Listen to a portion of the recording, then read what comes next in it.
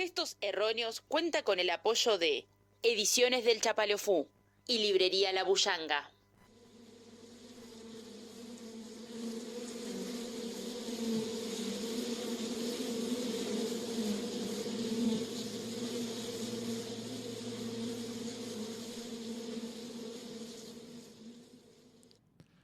A la abuela de Plaza de Mayo que ayer murió. Buenos Aires, 2009.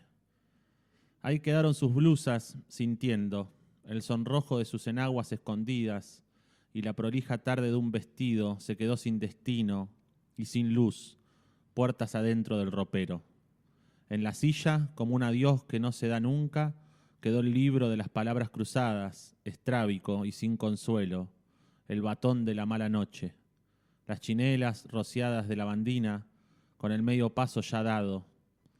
Solo la tierra sobre los estantes y la mancha de un remedio sobrevive sobre las almohadas, y un pañuelo bordado con el nombre del hijo desaparecido, y el carretel de hilo sobre la mesa, con la aguja prendida para siempre.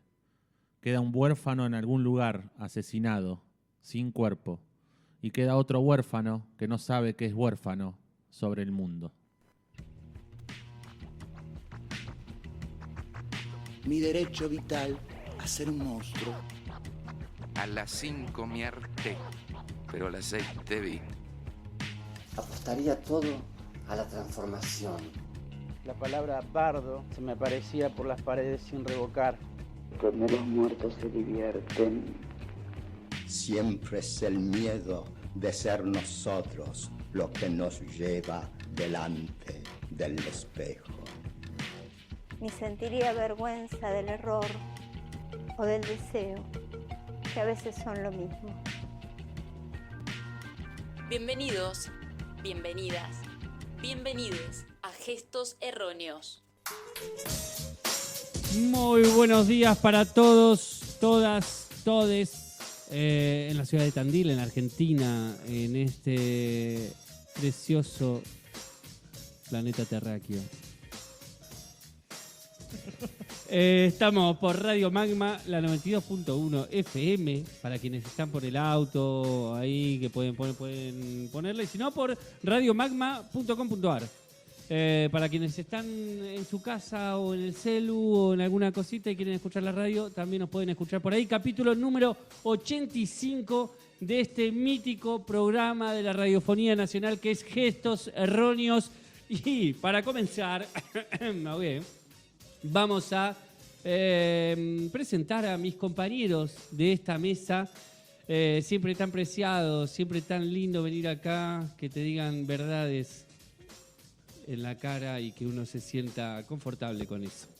Así que voy a presentar primero a quien sutilmente acaricia las perillas que dan musicalidad y colchón sonoro a este programa para dormir apaciblemente, y es el señor Gabriel César. ¿Cómo estás, Gaby? Ahí está, con su característico gesto silencioso. Y frente a mí, mirándome con sus anteojos, con sus auriculares, con su cuerpo tan agarrable, querido Darío Palito Ledesma, ¿cómo estás, Palito? Bien, Dipa, buenas tardes, ¿cómo estás? Sos agarrable, como sí, que dan ganas de... Mucha gente me dice que soy abrazable, sí. Soy muy grandote igual, pero que de todas maneras soy abrazable. Quien acaba de hacer la presentación, Facundo Di Paula. Ay, gracias. Porque si no, no te presenta nadie. Sí, me olvido. Estoy muy bien, muy contento, sobre todo esto de que quieran ser agarrado por el querido Facundo.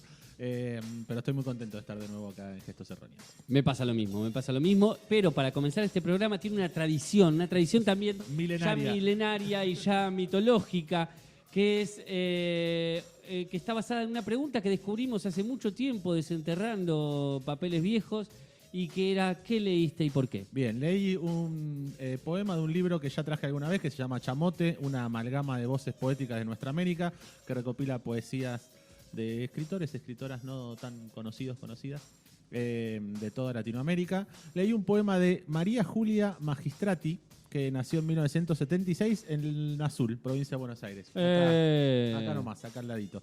Y el poema se llama A la abuela de Plaza de Mayo que ayer murió.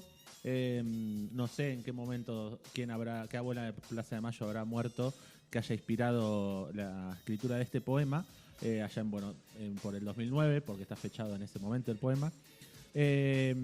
Lo traje porque, me gustaba mucho el cierre, ¿no? Queda un huérfano en algún lugar asesinado sin cuerpo y queda otro huérfano que no sabe que es huérfano sobre el mundo. Lindo. Y lo traje obviamente porque el domingo se desarrolló el debate presidencial, el primer debate presidencial de los dos que son obligatorios antes de las generales ahora del 22 de octubre. 40 puntos de rating, ojo. Sí, y además sin contar las plataformas digitales, sí, donde hay mucha gente también viéndolo y que eso no se mide. Así que podemos decir que es un... Dicen que no nos interesa la política, pero... Sí, pero la gente realmente lo vio, le prestó atención, escuchó. Si alguien quiere buscar, que es muy interesante, las búsquedas de Google durante los diferentes bloques del debate, qué es lo que la gente buscó en Google, porque realmente es sorprendente. Digo, no sé, en el bloque de economía, por ejemplo, se buscaba mucho qué era el PBI, qué es el Fondo Monetario Internacional. Entonces ahí podemos hacer como por lo menos un análisis básico, simple, para empezar a pensar que sería... Nos interesa la política, hay un interés político en la Argentina, lo que pasa es que hay una distribución de la información y de la comunicación bastante errónea sobre la política. Y desigual, me parece. Y desigual. También, sí. Y en el bloque de derechos humanos, por ejemplo, se buscó mucho la palabra que eran los derechos humanos y qué es montoneros, porque en un momento se nombra montoneros. Pero el poema lo traje también, obviamente, por... la posición de reivindicación que ya lo hemos debatido en torno también a la candidata a vicepresidenta de La Libertad Avanza, Villarroel, pero ahora escuchar a uno de los candidatos en el debate presidencial ante tanta gente poniendo de vuelta sobre la mesa la discusión si fue una guerra, si no son 30.000 detenidos desaparecidos. Por suerte hubo una reacción, no sé si con una movilización, que siempre es muy potente y ayuda mucho, pero sí una reacción de los diferentes organismos de derechos humanos, de los diferentes movimientos sociales y partidos políticos que no son de La Libertad Avanza o de otros partidos que también reivindican esto, en rechazo, porque no nos tiene que dejar de sorprender, ¿no? Porque a veces decimos, bueno, no me sorprende que Milei diga esto. Bueno, no nos tendría que dejar de sorprender, no nos tendría que dejar de indignar. Sobre todo porque es uno de los candidatos más votados y en ese debate donde la ciudadanía fue la que pudo decidir que se hable de derechos humanos, él toma esta postura, recurre a viejas frases acuñadas por Mauricio Macri también sobre el curro de los derechos humanos, y olvidando obviamente que, por ejemplo, como dice el poema, hay un huérfano en este país que no sabe que es huérfano, ¿no? Y hay un asesinado que no tiene el cuerpo. Y eso, ¿qué vamos a hacer con eso? ¿Lo vamos a olvidar? Y este programa, como siempre, toma la decisión de no olvidarse, de no reconciliarse, de luchar por la memoria, por la verdad y la justicia. Entonces me parecía que era importante para poder traerlo a la mesa, porque sé que es algo que siempre nos moviliza y nos gusta o nos interesa ponerlo sobre la mesa. Creo que por eso elegí el poema. Y también, digo, una poeta de acá nomás, ¿no? Y que no conocemos, pero que también movilizada por esta situación también, en otro momento, pero que ahora con estas palabras volver a traerlo para esto. Sí, la busqué a María Julia Magistrate, trabaja actualmente en la CONAVIP. Mirá. Es poeta y editora. Bueno, pero bueno, buenísimo que trajiste esto.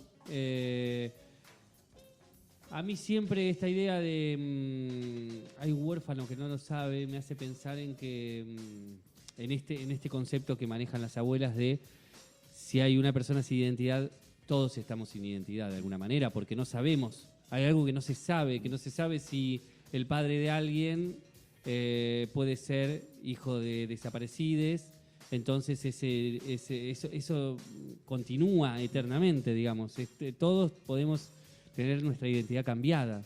Sí, el otro día yo vine a una charla acá que se dio en Artiparte sobre salud mental y derechos humanos y ahí contaba que no me acuerdo quién, pero que tenía que ver con la búsqueda de los diferentes niños apropiados durante la dictadura. Y eran gente muy importante que estaba en el trabajo de buscar y que en una reunión habían 20 días antes de que aparezca y que se conozca que se había encontrado el nieto de Estela de Carlotto, Guido, si no me equivoco. Guido había estado hablando con esta persona en una cena. Mira. Y esta persona lo estaba buscando y no sabía que Guido era quien era y a Guido lo estaban buscando y Guido no sabía que lo estaban buscando. Digo, ¿a cuántas veces nos pasará eso? Total. ¿Cuántas veces hemos compartido un espacio con alguien que no sabe cuál es su identidad, digamos? Y eso produce también, en quien se pregunta, produce también problemáticas con respecto a la propia identidad en muchos. Por más que esa persona, si ya puede poner en duda algo, hay algo ahí que se está movilizando que ya quedó grabado en la historia. Digo, y va a quedar grabado porque, hijos y hijos que sigan naciendo hasta que no se recuperen la identidad de todos los nietos y nietas, pueden dudar en algún momento. Digo, históricamente se puede dudar de cualquier nacimiento. Digamos, ahí hay un problema que a mí siempre me resulta muy complejo de pensar, porque todos podemos estar dudando en algún punto, digamos. Y que se manosee de esa manera. Por suerte, igual yo también, ahora también una de las cosas que me quedé pensando es, por suerte hubo también distintos activistas políticos, por decirlo de alguna manera, salieron incluso a explicar con datos concretos por qué la cifra, por qué esto, por qué lo otro. Digo, hubo mucho trabajo ahí, por suerte rápidamente. Sí, total. Y eso también está bueno, digamos. Incluso se tomaron una cifra que viene de la Embajada de Estados Unidos, que dice que en el 78 ya contaban como 20.000 personas desaparecidas, digamos. Digo, bueno, todo, por suerte se activó todo muy rápido, pero es sumamente complejo lo que pasó y a veces no se dimensiona, ¿viste? Cuando lo empezás a pensar decís, claro, es un montón, hermano. Sí, y yo guardo la esperanza, quizás un poco ingenua, de que este tipo haya dicho esto frente a tanta gente, a gente le haya caído un poco la ficha de ciertas cosas. Guardo un poco de esperanza, quizás ingenua, pero la guardo. A mí me pasa igual. De que, bueno, ojalá alguien le haya dicho, che, pero yo no quiero esto. Yo la verdad que justo las dos temáticas que ingresaron por el voto popular me parece que son dos temáticas que complejizan la mirada sobre mi ley, digamos. Que son derechos humanos y ecología, medio ambiente.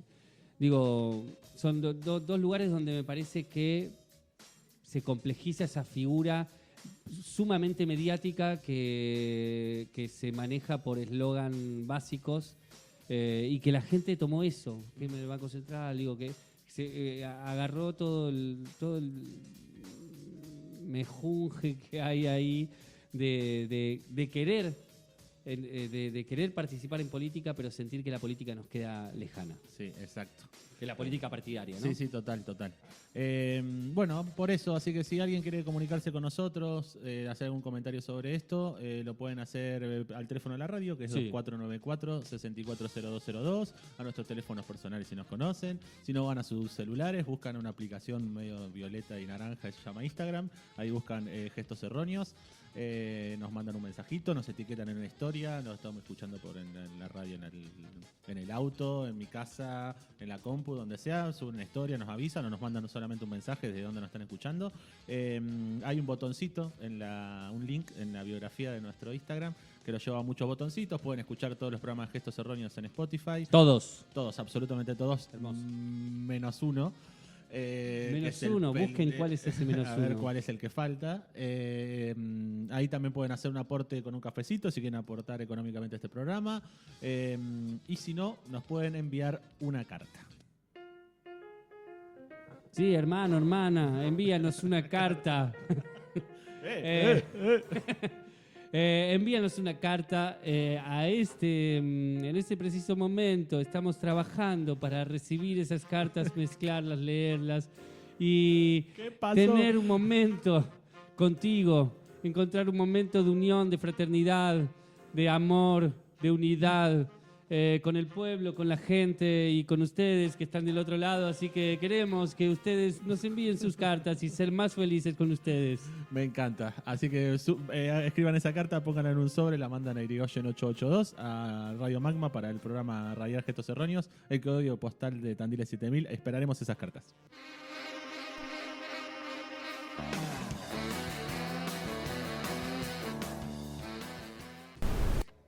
Gestos erróneos. Un caníbal desdentado enseñando a balbucear.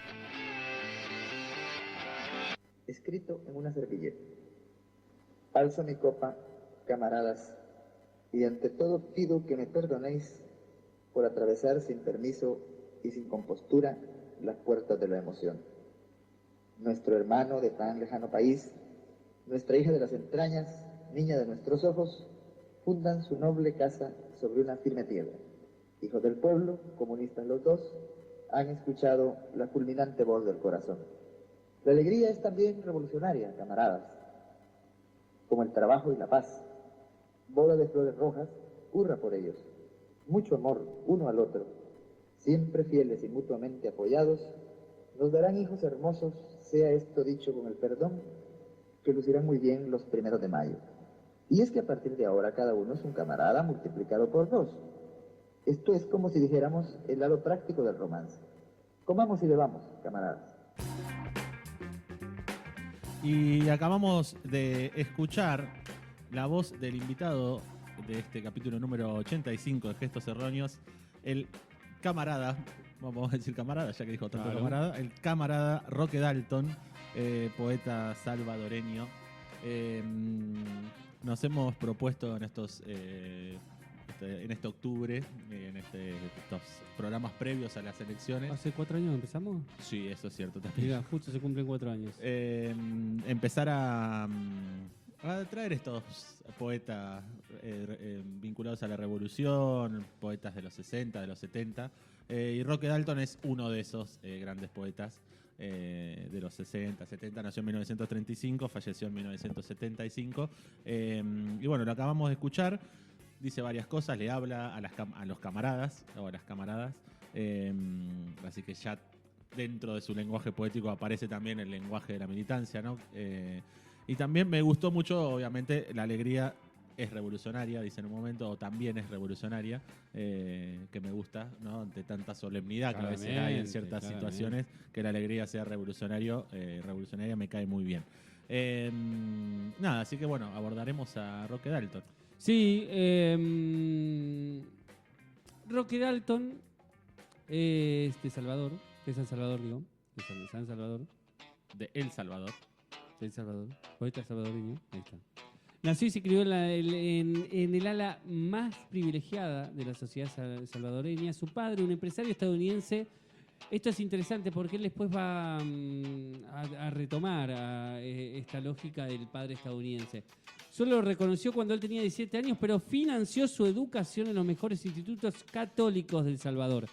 Entonces tiene una formación católica muy grande hasta que va a Chile, que también es muy interesante. Y en Chile conoce el marxismo.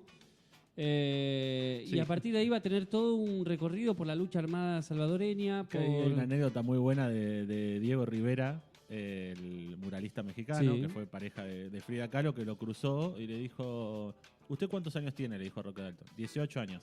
¿Y ya leyó sobre marxismo? No, son 18 años perdidos, le dijo. Entonces él se fue a leer marxismo y que con lo que pudo leer y con las lecturas erróneas quizás de algunos de esos textos, dice él, cuando volvió a El Salvador se dio cuenta que había otra cosa ahí que no había visto durante sus 18 años de vida, pero cuando leyó el marxismo y pudo ver, entendió que había otras relaciones, las contradicciones y demás.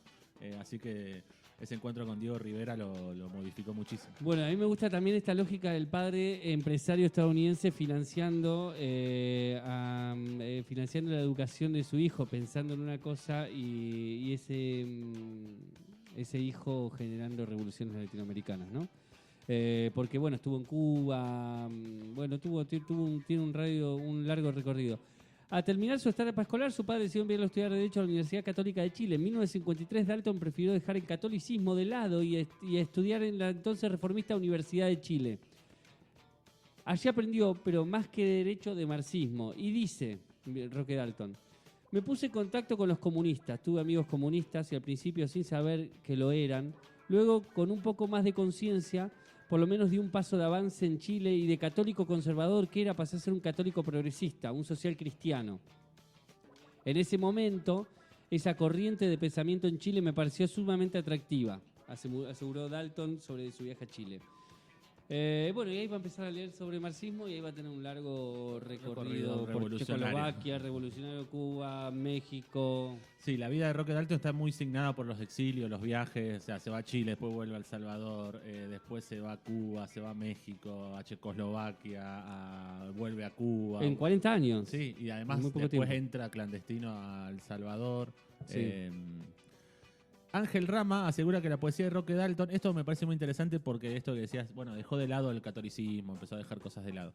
Y dice Ángel Rama, asegura que la poesía de Roque Dalton tiene esa conciencia dolorosa que hicieron suya otros poetas de su entorno, de ser un hombre de transición, encabalgado entre dos épocas disímiles. Una anterior real en que se habían formado y que se les presentaba como falsa e inmediatamente condenada, y una posterior más soñada que concreta, donde se solucionaban definitivamente las contradicciones.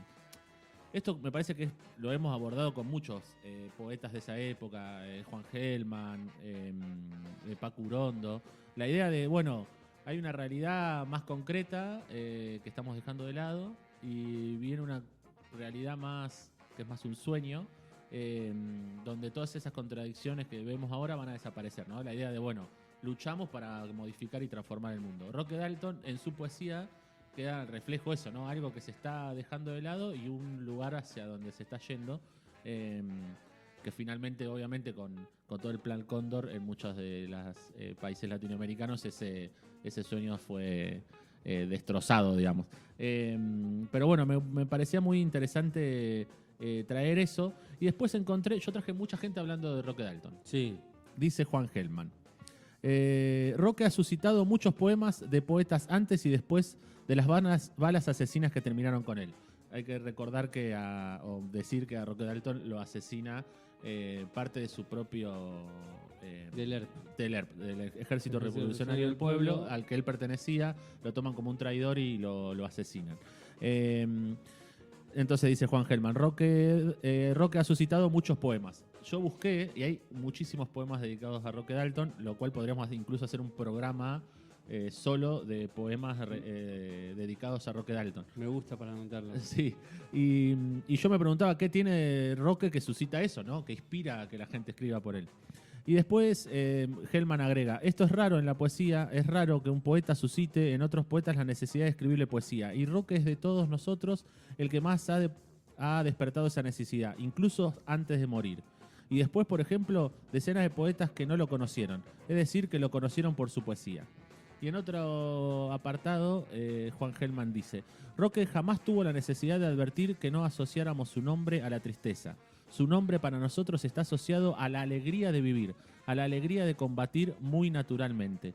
Así lo recuerdo, alegre, expansivo, cordial, decidido y valiente. No solamente estaba él contra la retórica en el verso, él estaba contra la retórica de la vida. Recuerdo la alegría que sentí cuando supe que Roque había escapado otra vez a la muerte, porque de él puede decirse, como alguna vez se dijo de Lorca, que su presencia era mágica y traía la felicidad. Es decir, su presencia es mágica y trae la felicidad.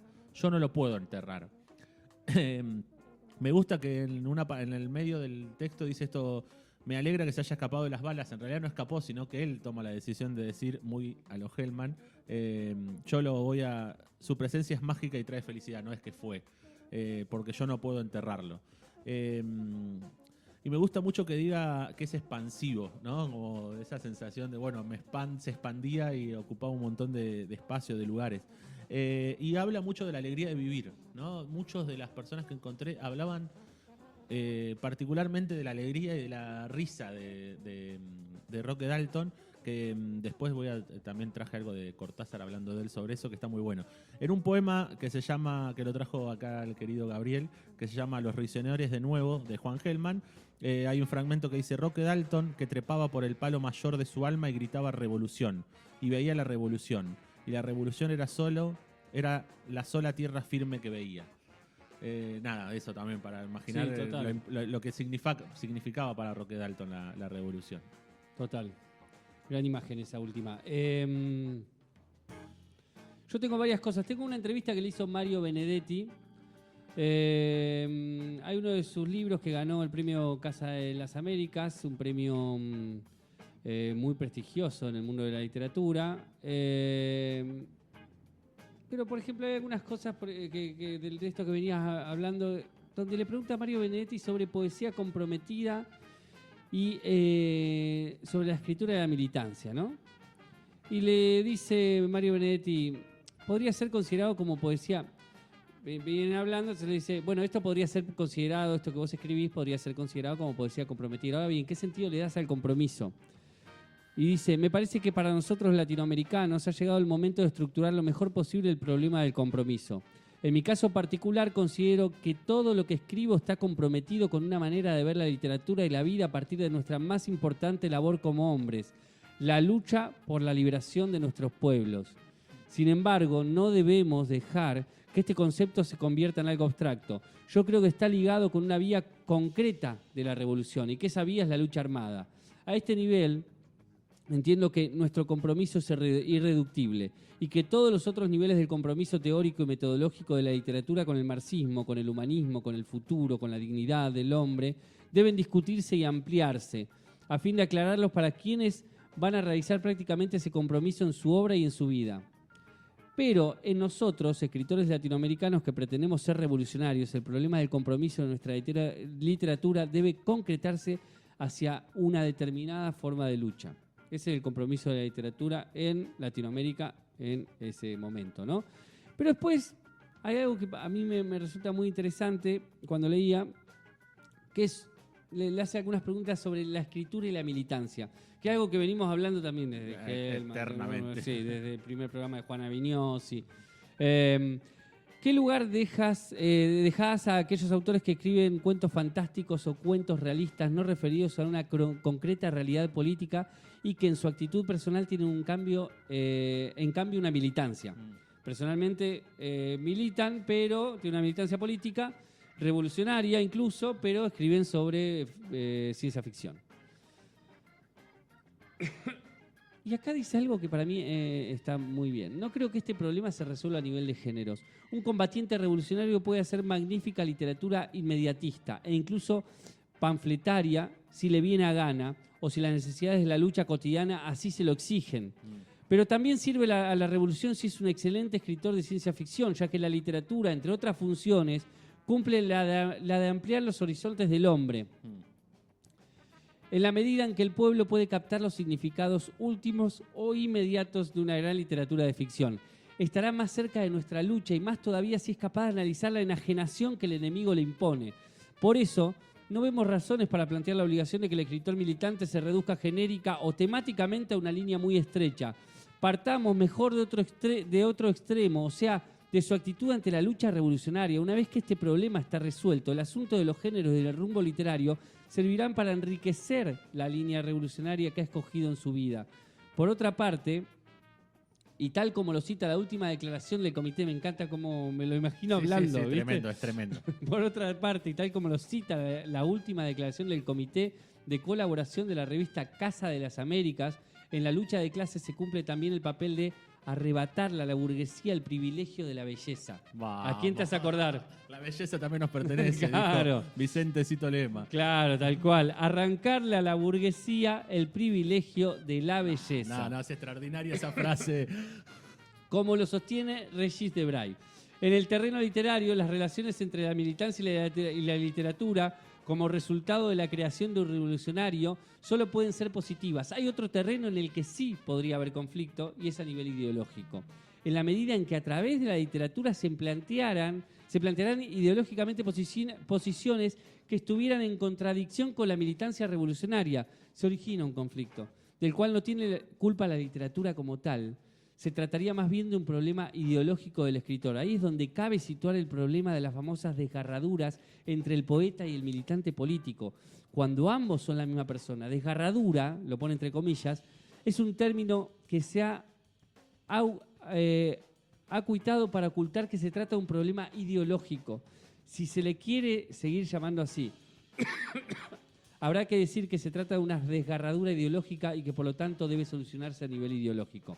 Vamos. Bueno, hermoso. Me encanta. Así tiene me un montón encanta. de respuestas sobre un montón de cosas. Lo que pasa es que es larguísima. Búsquenla en esa entrevista. La nota Tengo de más cosas. Mario Benedetti es larguísima, está buenísima. Pero está muy buena. Sí, sí, muy zarpada. Vamos a escuchar de nuevo a Roque Dalton. Por favor. Sobre dolores de cabeza. Es bello ser comunista aunque cause muchos dolores de cabeza. Y es que el dolor de cabeza de los comunistas se supone histórico, es decir, que no cede ante las tabletas analgésicas, sino solo ante la realización del paraíso en la tierra. Así es la cosa. Bajo el capitalismo nos duele la cabeza y nos arrancan la cabeza. En la lucha por la revolución, la cabeza es una bomba de retardo. En la construcción socialista planificamos el dolor de cabeza, lo cual no lo hace escasear, sino todo lo contrario. El comunismo será, entre otras cosas, una aspirina del tamaño del sol.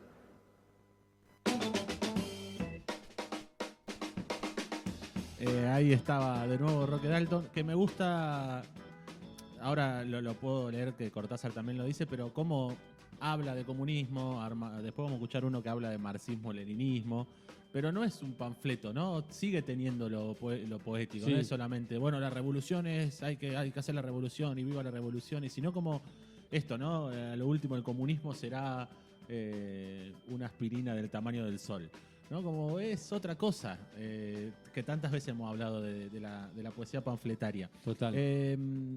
Quería traer esto de lo extraordinario de la vida. Hay un documental, ahora no me acuerdo, pero si googlean Roque Dalton documental, que cuenta un poco su vida, habla mucha gente que lo conoció, que es muy interesante. Yo me acuerdo que lo vi hace un tiempo. Tiene algunos momentos donde algunas anécdotas quedan un poco que no envejecieron bien, porque tenía una vida nocturna muy intensa, entonces algunas cosas no estaban tan buenas.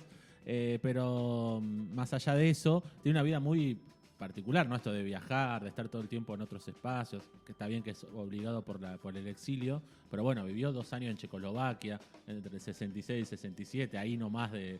en la Checoslovaquia comunista. Del comunismo. De la Unión República Socialista Soviética. Exactamente.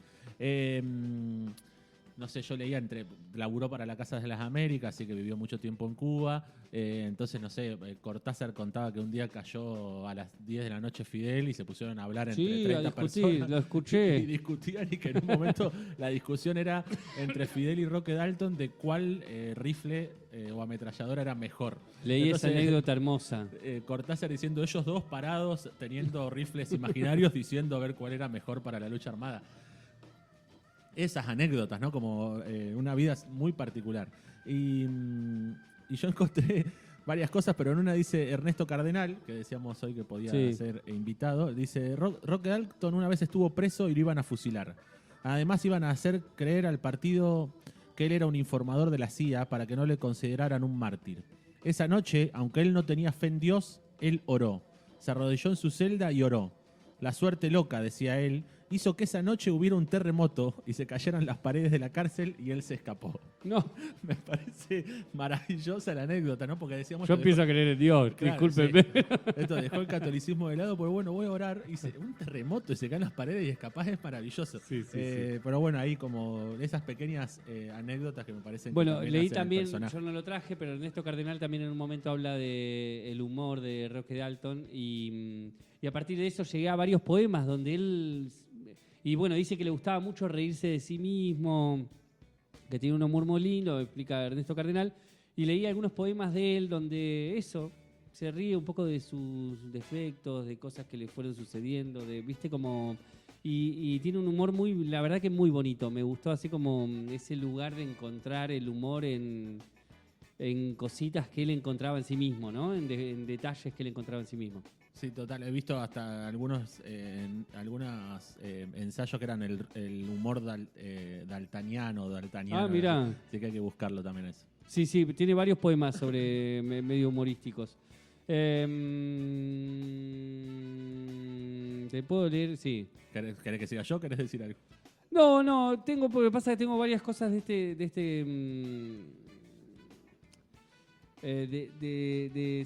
su libro, el libro que ganó Casa de las Américas, que fue como un quiebre en su poesía, pero son largas. Tiene como una extensión, entonces yo no sé si meterme ahí, porque no, me dicen que no acá. Si no te sumo, mirá, ¿querés escuchar algo interesante? Sí. Dice Cortázar, ya que estamos viendo gente que habla de Roque Dalton. Sí, tengo algo de Cortázar también. Cortázar decía: yo conocía muchos poemas de Roque, admiraba su particular acercamiento a la poesía dentro de una voluntad de comunicación, de cercanía con cualquier tipo de lector, y que no se tradujera en la chabacanería y en el populismo suicida que tanto mal hace a mucha poesía revolucionaria. Eso me parece muy bueno. Dice: admiraba su particular acercamiento a la poesía dentro de una voluntad de comunicación, de cercanía con cualquier tipo de lector y que no se tradujera en la chabacanería y el populismo suicida que tanto mal hace a la mucha poesía revolucionaria. Que se le acerca a cualquier tipo de lector. Eso es muy importante de la poesía de Roque Dalton. Es como lo podemos leer, no sé si con facilidad diría, pero es como muy cercana. Sí. Eso me parece que es la manera de explicarlo. Y dice Julio Cortázar: de eso hablábamos tomando café y tragos en el barrio viejo de La Habana o en los intervalos de nuestra tarea en la Casa de las Américas. Para Roque, que se sorprendió un poco de mi admiración, no había nada más natural que escribir así, pero yo insistía que esa naturalidad tenía que haberle costado enormemente a un poeta centroamericano. Esto, claro, lo hacía estallar en carcajadas. Y en Roque la risa era uno de los mensajes más directos y más hermosos. Se reía como un niño, echándose hacia atrás y tratándome de argentino, es decir, de metido para adentro. Pronto a ver la paja en el ojo ajeno y no la retórica rioplatense en el propio. Y entonces me tocaba a mí reírme, pero nunca supe ni sabré hacerlo como Roque. Este fragmento, donde dice cosas hermosas como que Roque Dalton se reía como un niño echándose hacia atrás, sí. Es parte del texto que escribe Julio Cortázar un tiempo después de que asesinan a Roque Dalton. El texto es hermoso, es todo un recorrido de Julio Cortázar en su relación con Roque Dalton, en qué considera él de su poesía, de su tarea militante y también del contexto, ¿no? Porque leía mucho, por ejemplo, Galeano estaba muy en un homenaje que se hizo a Roque Dalton, una de las cosas que decía era la ofensa de lo poco que se habló en los medios sobre el asesinato de Roque Dalton. Que incluso costaba enterarse si había pasado o no. Entonces, ¿qué papel jugaba la prensa en ese momento, ¿no? ¿Dónde estaba la prensa? ¿Para qué lado estaba mirando cuando asesinaron a Roque Dalton? Así que nada, si la quieren buscar, es una carta, un texto maravilloso de Cortázar. Muy emocionante también, ¿no? Porque es alguien recordando a un amigo, una persona que la recuerda de esta manera, que es zarpado, así que lo recomiendo mucho. Sí, una cosa que, retomando un poco lo de la poesía, también tengo un fragmentito de Cortázar que también extraje de otro texto, una conferencia que dio Cortázar, pero un poco esto que decías de la poesía. Mario Benedetti en un momento le pregunta sobre su construcción de la poesía, cómo hace como un cambio de un tipo de poesía. Y entonces él dice, bueno, al principio era más nerudiano y tenía más esa lógica, después también, acá de vuelta trazamos un anclaje en Chile, después dice, después descubrí a Nicanor Parra, y también ahí él pega un cambio, pero a su vez dice, entonces también explica que encontró la construcción de personajes para la escritura de poesía. Entonces dice, no sé, en un momento cuenta que construye un inglés que lo hacía acordar mucho a su padre de Estados Unidos, que llega a El Salvador y construye esa familia burguesa inglesa que mira a El Salvador de una manera y los hace hablar, digamos, los pone como yo poético para... Sí, incluso con ideas contrarias a las de él, digamos. Exacto, ¿sí? exacto. Como ponerse en el personaje que piensa diferente y ponerlo a hablar, sí. Y La Taberna es el libro que ganó la Casa de las Américas. Estoy sintetizando un poco todo ese choclo de entrevista que es el de Mario Benedetti. En La Taberna es muy interesante porque también él, en esos 2 años que estuvo en Checoslovaquia, él iba a un bar del siglo XVIII, dice, que era un bar como muy tradicional, pero era una taberna muy tradicional en Checoslovaquia, donde iba la gente a tomar cerveza, y discutían sobre política, sobre el comunismo, nihilismo, esto, lo otro. Pero eran discusiones, digamos, eso. Él aparte hace como un trazado de cómo el imperialismo yanqui se mete en esas discusiones y en esos jóvenes que estaban discutiendo de política ahí. Y él empieza a anotar anécdotas. Y primero era como un laburo de anotar, y después se dio cuenta que ahí había... que eso se podía trazar en un libro de poesías, que fue finalmente el libro que gana el premio de la Casa de las Américas, y es tal vez uno de sus libros más conocidos. Sí, y además en la ebullición ahí de los 60, digamos, ¿no? Exacto. No eran charlas que, bueno, estamos hablando de esa potencia de ese momento, ¿no? Exacto. Y bueno, ahí también me pareció súper interesante ese rescate que él dice cómo lo trabaja y eso. Y otra, ya que estábamos con Cortázar, me voy a saltear el de Cortázar, pero también fui muy amigo de Silvio Rodríguez. Ah, claro. Para todos los que dicen... para todos los que están en contra, yo conozco mucha gente que está en contra de Silvio Rodríguez, yo lo quiero mucho. ¿Por qué están en contra? No sé, porque, qué sé yo. Incluso he escuchado esta cosa de que ojalá está hecho en contra de Fidel Castro y toda la movida y qué sé yo. A mí yo no escucho a Silvio Rodríguez, pero no lo odio. Pero hay mucha gente que no lo quiere. Bueno, claro. Para mí Silvio Rodríguez es hermoso. Pero dice, conocí a Roque, dice Silvio Rodríguez, a su esposa y a sus 3 hijos a finales de los años 60. A veces visité su apartamento en la calle J en El Vedado. Recordó en una entrevista al cantautor Silvio Rodríguez, uno de los principales representantes de la nueva trova cubana. Esto no tenía que haber leído. Una de las canciones más famosas del cantautor cubano está precisamente dedicada a la memoria del artista salvadoreño. Todo empezó por un amigo muy querido que tuve, un salvadoreño, esto lo dice Silvio, un salvadoreño llamado Roque Dalton, quien, además de haber sido un magnífico poeta, fue un gran revolucionario. Compromiso que le hizo perder la vida cuando era combatiente clandestino. Consignó Silvio en su disco Unicornio, eso lo pone en el disco Unicornio de 1982. Juan José Dalton, hijo de Roque, me contó que allá en las montañas del Salvador, andando con la aguerrida tropa de los humildes, trotaba un unicornio azul con un cuerno, remató el cubano. Y así es como a Silvio Rodríguez le escribe esa canción que yo no sabía, por lo menos, que está dedicada a Roque Dalton. Mirá vos. Así que eso lo pone en el disco. Nunca tuve el disco, siempre lo escuché en grabaciones de cassette. Claro, así que hay que buscarlo. El cuerpo de Roque Dalton no se sabe dónde está, así que no hay dónde llorarlo, sus familiares no tienen. Y aparte, pero por ejemplo, Villalobos, que fue uno de los dirigentes del ERP que decidieron el fusilamiento, está vivo, digamos, no sé, hay algo ahí que también es muy extraño. De hecho hay un documental, él está trabajando en Inglaterra, en Oxford. Sí, está trabajando en asesorando también sobre guerrillas a presidentes latinoamericanos, como un trabajo totalmente desquiciado. Sí, pero digo, se podría tranquilamente saber, digo, ahí hay gente que sabe, digamos, que siguen vivos. Sí, total. Así que ojalá digan algo en algún momento. Antes de irnos queríamos contar una anécdota pequeña, es que en estas cenas que se daban en la Casa de las Américas o en Cuba, en un momento Biglietti y Roque Dalton empiezan a hacer un juego que era uno decía un verso de un tango y el otro tenía que adivinar cuál era. Y que al principio iban muy parejos, pero que en un momento Roque Dalton le empezó a sacar ventajas porque se nota que parece que sabía muchísimo de tango y que le gustaba mucho el tango. Queríamos decir eso porque viene ahora un temita, entonces está bueno que lo sepan. Y nos vamos con un fragmento de un poema de Roque Dalton que se llama ¿Por qué escribimos?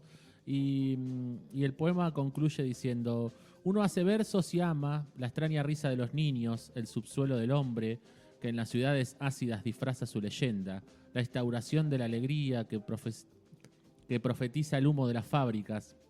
Uno tiene en las manos un pequeño país, horribles fechas, muertos como cuchillos exigentes, obispos venenosos, inmensos jóvenes de pie, sin más edad que la esperanza, rebeldes panaderas con más poder que un lirio, sastres como la vida, páginas, novias, esporádico pan, hijos enfermos, abogados traidores, nietos de la sentencia y lo que fueron, bodas desperdiciadas de impotente varón, madres, pupilas, puentes, rotas fotografías y programas, Uno se va a morir mañana, un año, un mes sin pétalos dormidos. Disperso va a quedar bajo la tierra y vendrán nuevos hombres pidiendo panoramas. Preguntarán qué fuimos, quiénes con llamas puras les antecedieron, a quiénes maldecir con el recuerdo. Bien, eso hacemos. Custodiamos para ellos el tiempo que nos toca.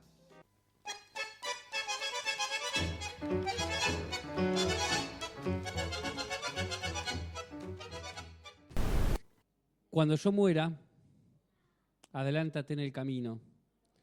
Déjame atrás, que así me llevarás contigo. Cuando tú mueras, esperaré la flor de los naranjos y después partiré. Te llevaré conmigo. Cuando muera ese día, entra desnuda al río y escucha la corriente entre tus piernas. La noche de tu muerte, acharé un árbol viejo donde quepa una tumba. La muerte nos espera, amada mía, y ojalá fuese tarde y fuese lejos. Pero si acaso aguarda detrás de este recodo, recuerda caminar, caminar y cantar, cantar y recordar, que de ese modo el tiempo se quedará contigo.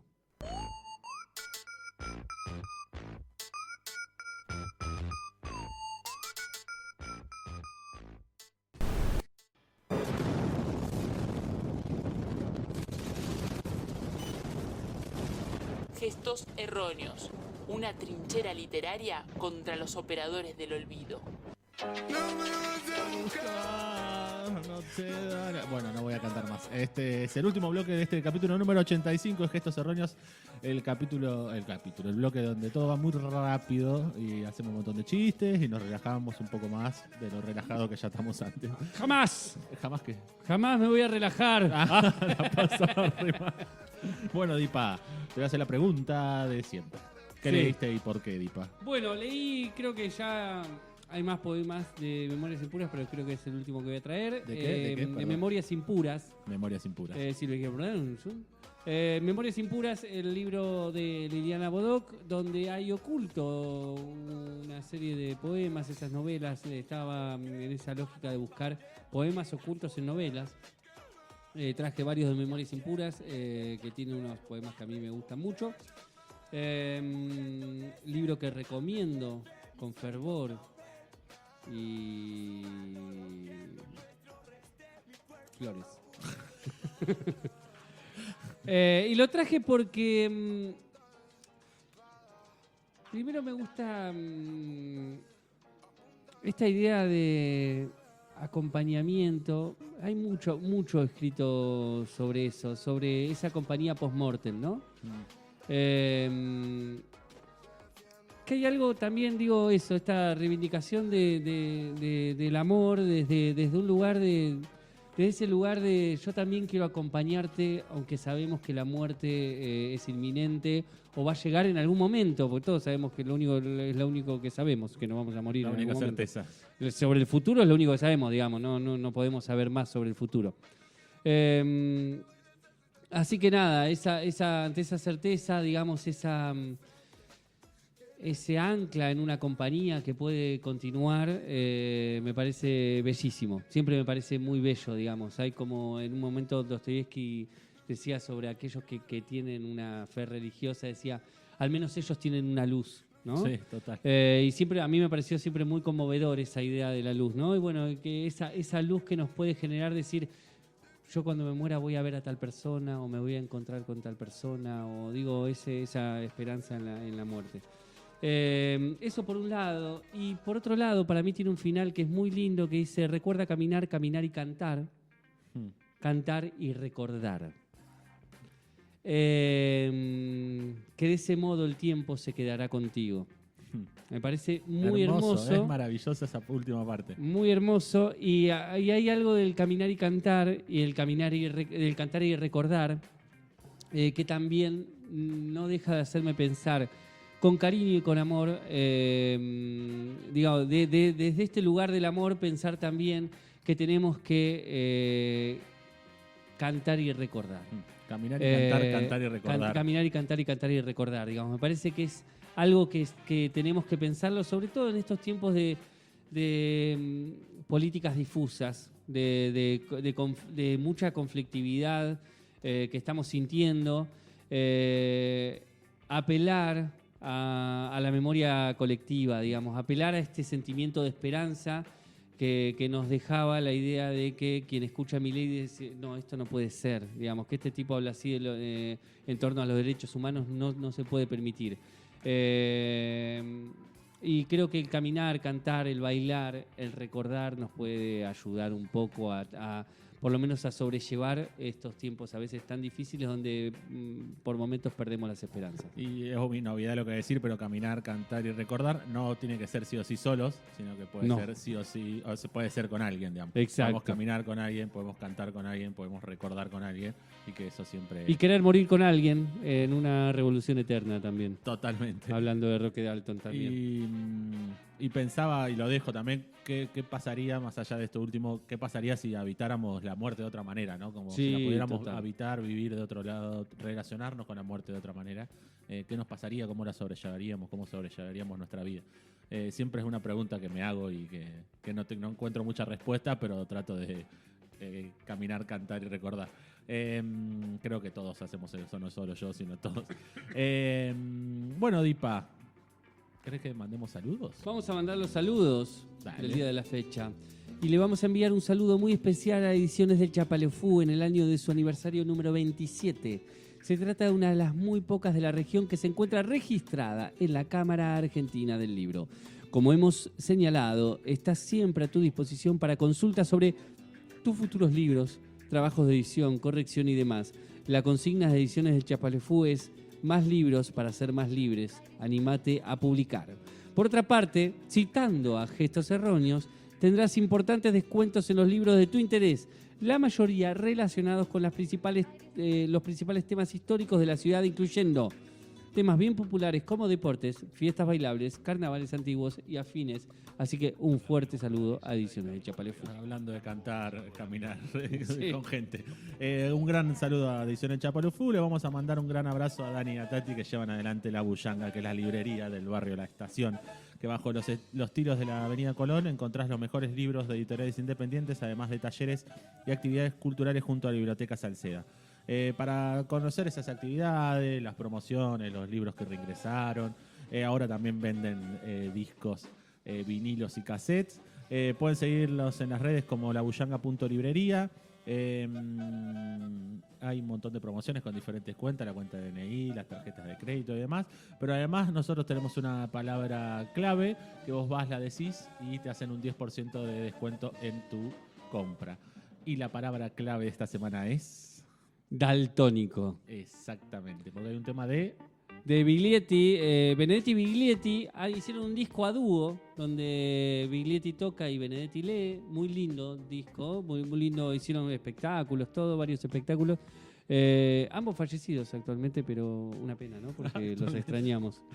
Perdón que me ría, pero actualmente me hizo gracia. Actualmente en el futuro no iban a estar. No están porque podríamos traerlos a Catandil. Creo que vinieron en algún momento a Catandil. Si no recuerdo mal, esto lo va a saber mi padre, que si está escuchando me lo podría decir. Cuando yo era chico. Tengo esa idea, pero no sé. Hicieron un tema que llamaba Daltónico en homenaje a Roque Dalton. Daltónico, hermoso. Perfecto, así que van, dicen Daltónico en La Bullanga y tienen un 10% de descuento en su compra. Y una cosa más, quien fue invitada a este programa, Natalia Figueiras, va a estar en la Biblioteca Salceda haciendo un taller de lectura y escritura que se llama Poéticas del Silencio. Sí. Van a ser 4 martes, arranca el martes que viene, 10 de octubre, y hasta el 21 de noviembre. Poéticas del Silencio es un espacio para leer y comentar una selección variada de poemas donde se ponen en juego diversos sentidos sobre la figura del silencio, coordinado por Natalia Figueiras. Pueden entrar a la biografía de Minga.tandil, que es la feria de editoriales independientes que se viene ahora en noviembre, que después vamos a ir contando más cosas. Así que los martes a las 18 horas a partir del 10 de octubre en la Biblioteca Salceda pueden llevar adelante este taller con quien fue invitada a este programa. Si no la conocen, van a Spotify, buscan el capítulo de Natalia Figueira y conocen un poco de cómo escribe, qué piensa y cómo lleva adelante su poesía. Así que nada, busquen ahí. Si no, buscan en La Bullanga, también está información sobre este taller taller. Nada, para si quieran escribir, leer, es una gran oportunidad. Hermoso. Bueno, le mandamos un beso grande a Natalia Figueiras, le vamos a mandar un beso grande también a Pedro Ruiz. Sí, que cuando estaba por empezar el programa pasó tirando besos. Tiró besos, también lo queremos mucho. Dos de los invitados de este programa. Tenemos que hacer un tercer invitado de este programa. Sí, ya, pronto. Así que pensátelo para después. Para mí hay que hacerlo a en noviembre. César. Para mí hay que hacer a Gabriel César. Lo estamos mirando. Esta pausa es para mirar, una pausa radial hermosa. No quiere. Además no escribe poesía. Entonces. No. Bueno, le vamos a mandar un saludo a Néstor Di Paola, que obviamente me dice, obviamente yo estaba equivocado porque no sé. Parte de la vida. Fue un recuerdo, sí, fue un recuerdo de la infancia que andás a ver por qué se me hizo de esa manera. Me parece que no, dice. Sí, en Buenos Aires. Era muy probable que no hayan venido acá a Tandil, pero a mí me quedó como un recuerdo así vago. Le vamos a mandar un saludo a... tenemos muchos oyentes de artistas plásticos. A ver cuando se empiezan a hacer algún dibujito de gestos erróneos. Ojo. Dibujito le baja el precio igual, decir dibujito, ¿no? Pero dijiste dibujito cariñosamente como diciendo, ver si alguien se hace una obra. Dale. Así que le vamos a mandar un saludo a Nicolás Hernando Orena, gran artista plástico de esta ciudad, que también nos estaba escuchando. Y le vamos a mandar un saludo a Maricel, que hace mucho que no se escucha, pero me está escribiendo en este momento, porque dice que solo soy un mensaje de spam. Como me dijo Gaby hoy, solo le mando los mensajes de gestos erróneos y nada más, y Gaby dice, en la conversación con vos solo están las cosas de gestos erróneos. Qué bajón, boludo. No, terrible. Solo soy un spam. Bueno, vamos a la sección Instagram. Le mandamos un gran saludo a Silvita Cámara, que nos puso genios en una historia hace una semana. A Sofi Chévez, que nos acercó un meme sobre que Bullrich, cuando hablaba, parecía que leía poesía. Hacía unas pausas. Sí, raras. Lo cual no sé si habla mal de Bullrich o de la gente que lee poesía. Lo dije. Bueno, listo, se puso en contra. Ay, se picó. Vamos al defensa a hacer una conversación sobre esto. No vamos a hacer nada de eso. Le vamos a mandar un gran saludo a Caro Moreira, que nos mandó un corazoncito y un puñito. Gracias, Caro. Vamos. Y a Nicolás Casalnuovo, que nos dice: gracias, Gestos Erróneos, por la postura y por plantarse con las palabras ante tanta impunidad. Es un sistema cuantitativo nefasto, a la mierda los números. Nunca más, ni olvido ni perdón. Qué peligro la sociedad que avala a personajes como Milei y Facharruel. Abrazos. Así que le mandamos un gran saludo a Nico, que siempre nos acerca un mensajito en todos los programas para decir algo. Grande, Nico, te quiero mucho. Sí, lo bancamos fuerte, bancamos sus palabras, adherimos. ¿Córdoba? No, el Bolsón. No, pero digo, Nico es de Bolsón. ¿Pero Córdoba no nos escribió? Córdoba no. Se lo estoy diciendo para si lo escucha después en el podcast, Spotify, sabemos que nos faltó su mensaje, que lo estamos esperando con mucho cariño, claro. Y no tengo más saludos. Creo. Bueno, y yo le voy a mandar un saludo muy grande a toda la gente anónima que pasa por la vidriera de Irigoyen y nos saluda, nos tira besos. Es como la gente pasa y tira besos, saluda, levanta los brazos, festeja como si estuviera en la cancha. Es algo muy lindo. Ver a la gente alentando. Yo no sé, hay mucha gente que no conozco, por ahí algunos, no sé si ustedes conocen a todos los que pasan.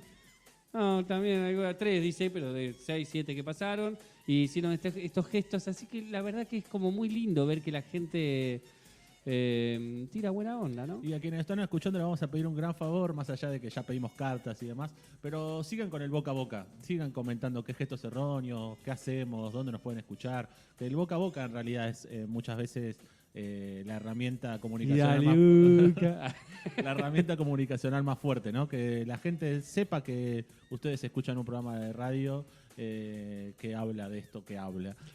Y cuéntenlo como les guste contarlo a ustedes. Che, lo escucho, me pasa esto, y a ver qué pasa. Exacto. Y no se olviden que el boca a boca también es un beso.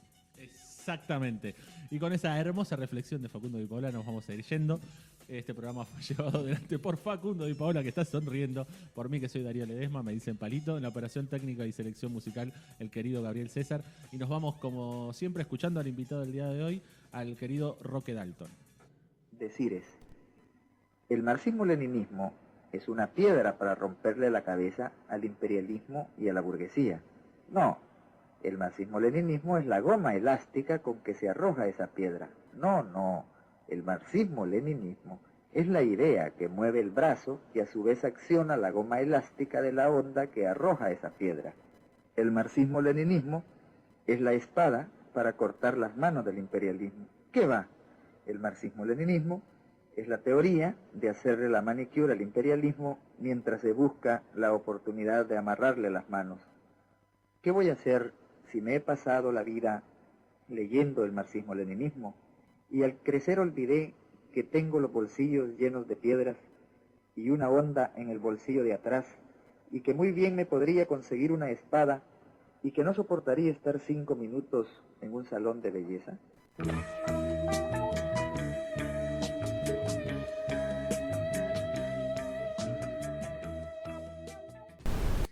Gestos Erróneos cuenta con el apoyo de Ediciones del Chapaleofú y Librería La Bullanga.